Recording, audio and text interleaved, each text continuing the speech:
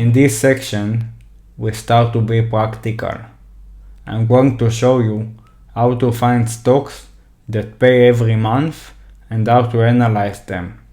You should invest in many stocks to create a safe and diversified portfolio.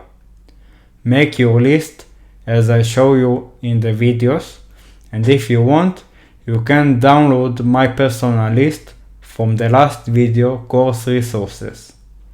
Please note that I don't update the list and things are always changing, so use it as a format and make it on your own.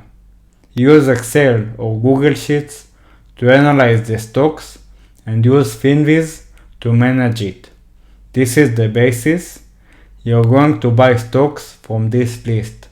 You're going to come back over and over again to this list throughout your entire passive income journey.